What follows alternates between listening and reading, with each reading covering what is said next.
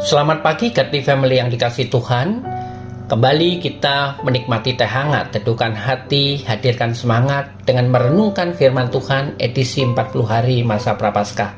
Firman Tuhan diambil dari kitab Wahyu pasal ke-10 ayat 8 sampai ke-11. Demikian firman Tuhan.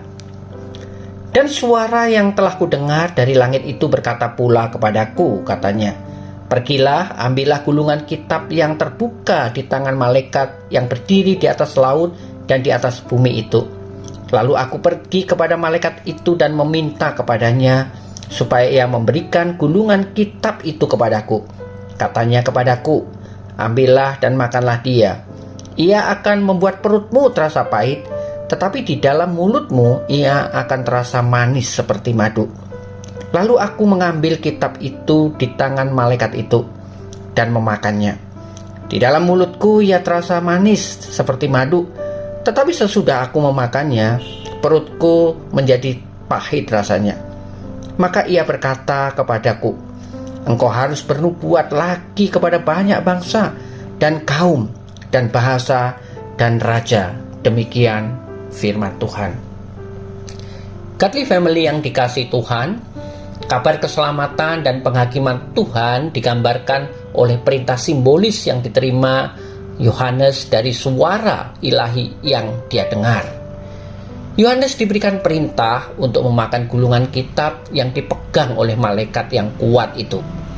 Hal ini menggemakan instruksi serupa yang pernah diberikan Allah kepada Nabi Yeskiel yang dicatat dalam Yeskiel 3 ayat 1 sampai ke 3.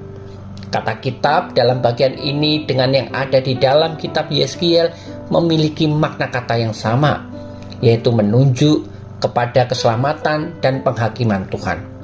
Kitab kecil itu merupakan pesan Allah yang berisikan jaminan keselamatan bagi orang percaya dan penghukuman bagi orang yang tidak percaya. Godly Family yang terkasih, Yohanes menerima pesan dari malaikat yang kuat itu untuk mengambil dan memakan kitab tersebut dan merasakan manis di mulutnya. Tetapi perutnya terasa pahit serta tidak nyaman ketika menelan gulungan kitab itu. Ini adalah gambaran firman Allah yang lebih manis daripada madu, sebab ketika firman itu dinikmati, maka akan menimbulkan sukacita. Tetapi firman yang sama ketika diberitakan bisa menimbulkan ketegangan batin yang terasa pahit. Yohanes merasakan manis di mulut pada saat berita itu disampaikan. Tetapi melihat perlawanan akibat firman ini, ia menanggung pahit di dalamnya.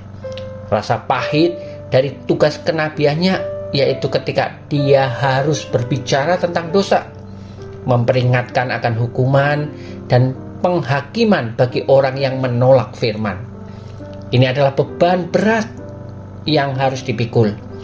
Sebagai bagian dari kewajiban pahit itu, Yohanes dituntut untuk terus menyampaikan nubuat Tuhan. Sebab kitab itu diberikan kepada Yohanes bukan hanya untuk memuaskan rasa ingin tahunya, tetapi untuk disampaikan kepada dunia, yaitu untuk menyatakan pikiran dan kehendak Allah bagi dunia ini. Godly Family yang terkasih, pada saat ini kita pun sebagai orang yang percaya memiliki tugas yang sama untuk menyampaikan kebenaran firman Tuhan, meskipun tidak semua manis bagi orang lain.